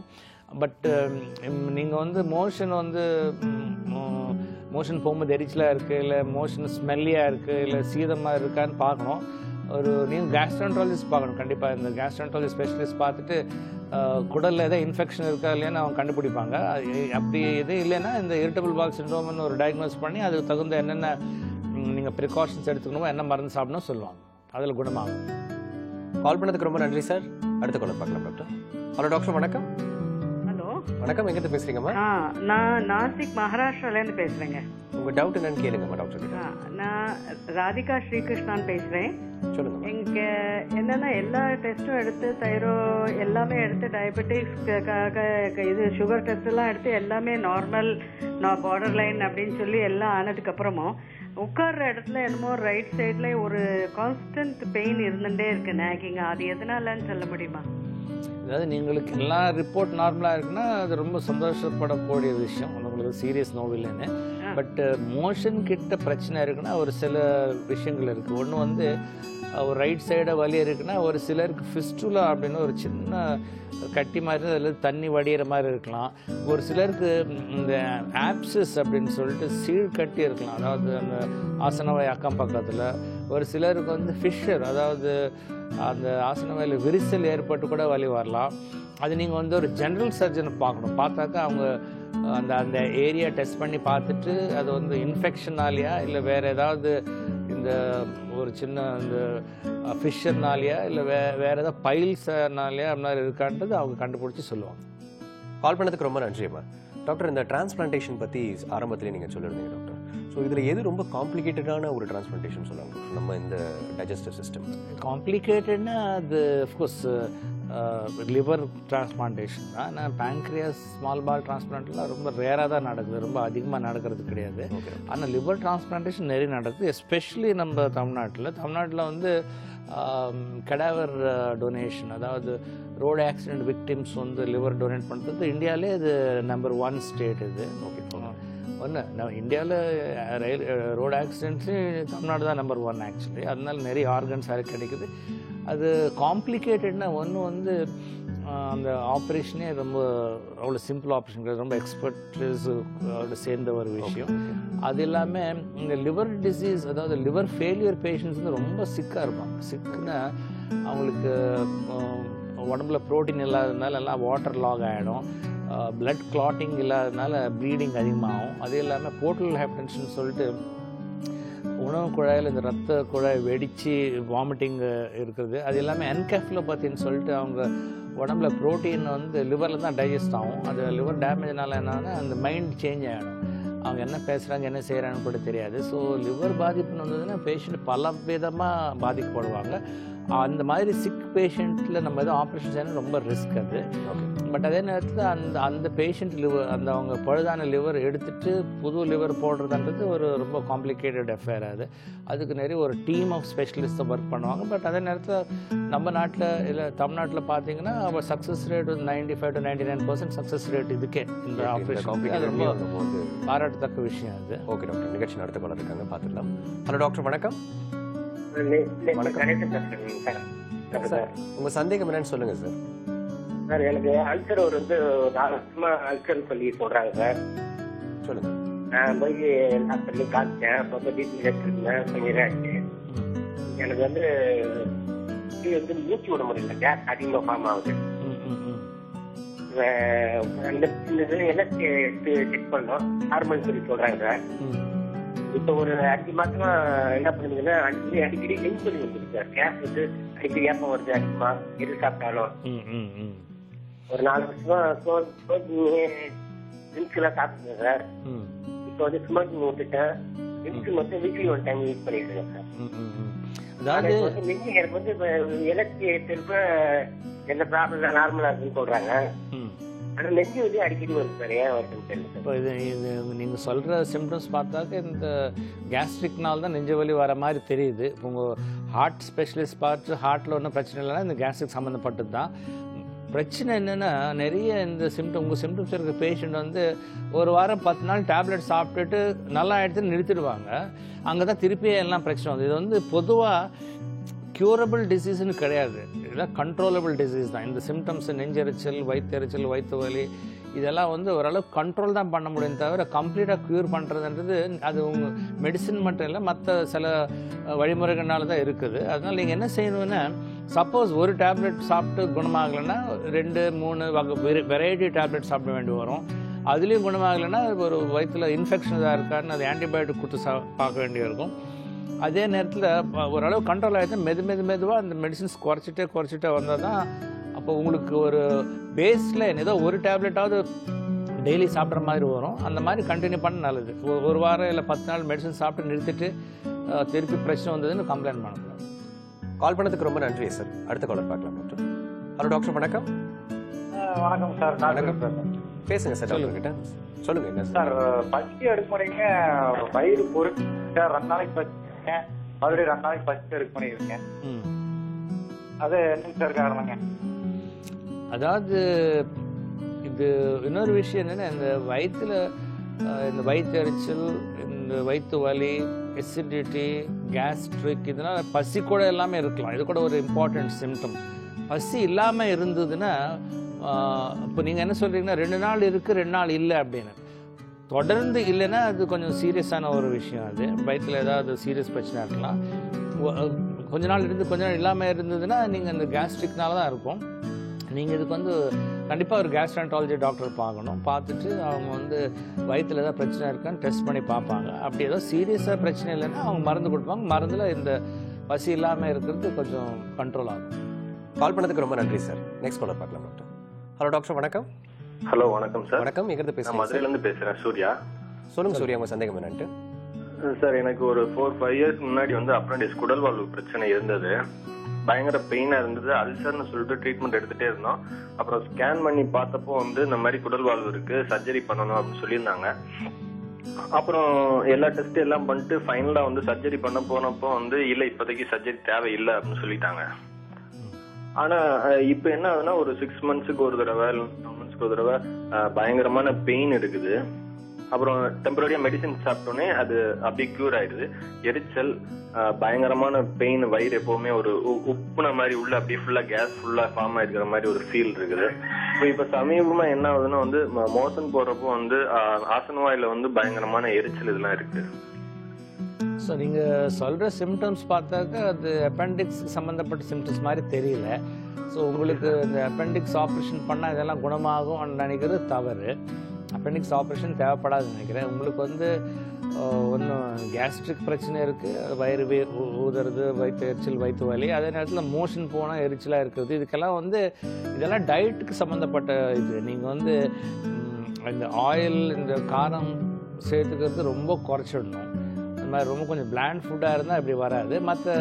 மற்றபடி ஒரு சிலருக்கு வந்து இந்த க்ரானிக் அமீபியாசிஸ்ன்னு சொல்லிட்டு ஒரு அமீபா ஒரு கிருமினால கூட அந்த மோஷன் இன்ஃபெக்ட் ஆகிட்டு இது மாதிரி மோஷன் போகிறதுக்கு வாய்ப்பு இருக்குது. ஸோ அதுக்கு டெஸ்ட்டுகள் பண்ணிவிட்டு அதுக்கும் ட்ரீட்மெண்ட் எடுக்கணும்.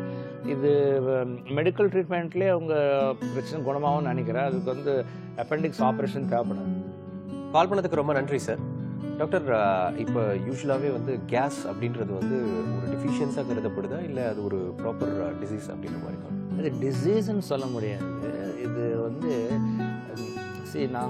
வி ஹாவ் எ சிஸ்டம் என்னென்னா, இப்போ உணவு குழாய் வந்து ஃபுட்டு புஷ் பண்ணுறது, ஸ்டமக் வந்து ஃபுட்டை மிக்ஸ் பண்ணுறது, இந்த பேங்க்ரியாட்டிக் ஜூஸ், இந்த லிவர்லேருந்து வரக்கூடிய பித்தம் வந்து டைஜஸ்ட் பண்ணுறதுக்கு இதுக்கெல்லாம் ஒரு மெக்கானிசம் இருக்குது. அது கரெக்டான ஃபுட்டு கரெக்டான டைமில் போனால் பிரச்சனை இல்லாமல் இருக்கும்.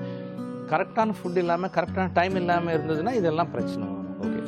அந்த டைம் பேட்டர்ன்ஸ் வந்து நம்ம ஆரம்பத்தில் மிஸ்மேட்ச் வந்துட்டு இந்த கேஸ் ப்ரொடக்ஷன் மாதிரி, நெஞ்சு எரிச்சல் மாதிரி, ஏப்பம் வர்றது மாதிரி. ஸோ இதெல்லாம் என்னென்னா ஒரு இந்த மெஷினரிக்கெல்லாம் ஒரு கரெக்டான தீனி கரெக்டான டயத்தில் போட நம்ம அது கொஞ்சம் இர்ரெகுலராக பண்ணிட்டோம், சரியாக டயத்துக்கு பண்ணலைன்னா இந்த மாதிரி ப்ராப்ளம்லாம் வரும். இப்போ நிறைய கேஸ் ப்ரொடியூசிங் ஃபுட்ஸ்லாம் இருக்குல்ல டாக்டர், ஃபார் எக்ஸாம்பிள் உருளைக்கிழங்கு எடுத்துக்கோங்க, இதெல்லாம் வந்து பாடி டு பாடி டிஃபர் ஆகுங்களா? அதாவது கேஸ் அப்படியெல்லாம் ஒன்றும் கிடையாது. அதுக்குன்னு அளவுகள் அளவுகள் ஆக்சுவலி நம்ம பருப்பு வகைகள், இப்போ நம்ம சாம்பாரில் போடுற பருப்பு சரி, அது எல்லாமே இந்த பீன்ஸ், கேபேஜ், ஆனியன், எக்ஸ் எல்லாம் இதெல்லாம் கேஸ் ப்ரொடியூசிங் இருக்குது. யாருக்காவது நிறைய பேர் இதெல்லாம் சாப்பிடுவாங்க, பட் அவங்களுக்கு ஒன்றும் பிரச்சனை இருக்காது. யாருக்காவது பிரச்சனைன்னு வருது அப்படின்னாக்கா அந்த மாதிரி பொருட்களை அவாய்ட் பண்ண வேண்டி வரும். ஒரு சிலருக்கு அது மாதிரி பேட்டர்ன் இருக்குது. ஏன்னா குடலுக்குள்ளே ஃபுல்லாக இருக்கிறது பாக்டீரியா, பல வகையான கிருமிகள் இருக்கும். ஆக்சுவலி நீங்கள் மோஷன் எடுத்துன்னு வச்சுக்கோங்களேன், வெயிட் போட்டு பார்த்தீங்கன்னா 80% வெயிட் வந்து பாக்டீரியா, மில்லியன்ஸ் ஆஃப் பாக்டீரியா தான் மோஷன் வழி வெளியே வருது. அந்த பாக்டீரியா வந்து ஒருத்தர் கொஞ்சம் வித்தியாசமாக இருக்கலாம். அதனால என்னன்னா ஒரு ஃபுட்ஸ் வந்து ஒரு சிலருக்கு சூட் ஆகலாம், ஒருத்தர் சூட் ஆகாமல் இருக்கலாம். அது இல்லாமல் இப்போது லாக்டோஸ் இன்டாலரன்ஸ் நிறைய பேருக்கு பால் சரி வராது. நம்ம பால் சவுத் இந்தியாவில் பார்த்தீங்கன்னா பால் ஒரு டம்ளர் பால் குடித்தா வயிறு குடுகுடுன்னு சேர்ந்து ஒரு மாதிரி நிறைய பேருக்கு இருக்கும். அது அந்த மாதிரி இருக்கிறவங்களுக்கு அது கொஞ்சம் அவாய்ட் பண்ணிடணும்.